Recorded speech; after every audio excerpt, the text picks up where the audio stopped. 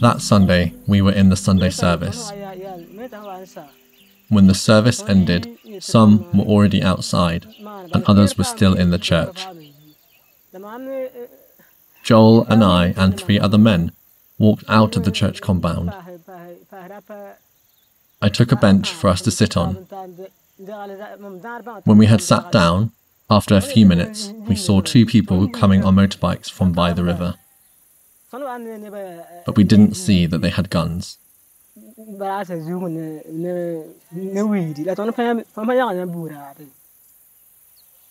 In 2019, jihadists attacked the small village in Burkina Faso where Abraham lived.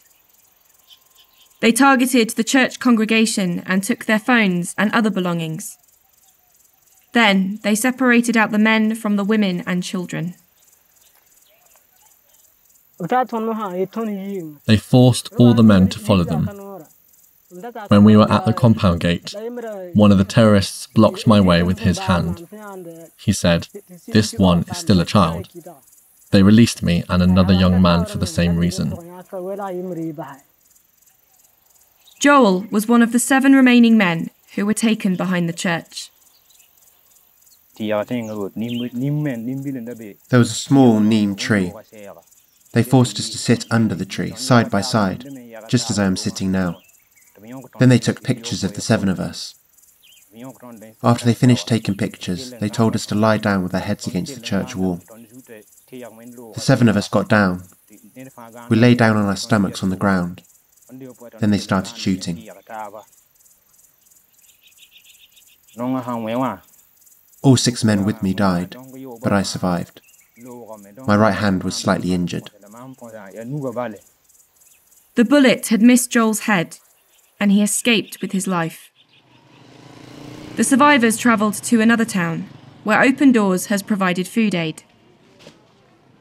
The women who were widowed by the attack attended a trauma care workshop too. But there was not enough capacity to help Joel and Abraham at this time.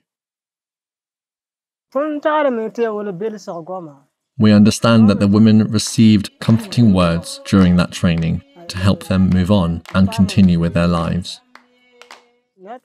I also need that training. If I could get it, it would help me a lot, because life is not easy for me. There were 7 of us and all the other 6 have gone. They were my pastor and my spiritual brothers. It has been so difficult for me to accept that I was the only one to survive.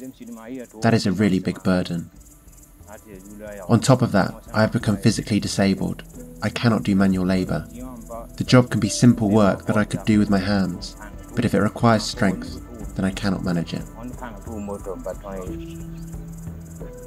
Joel and Abraham need our continuing support. Please stand with them in prayer.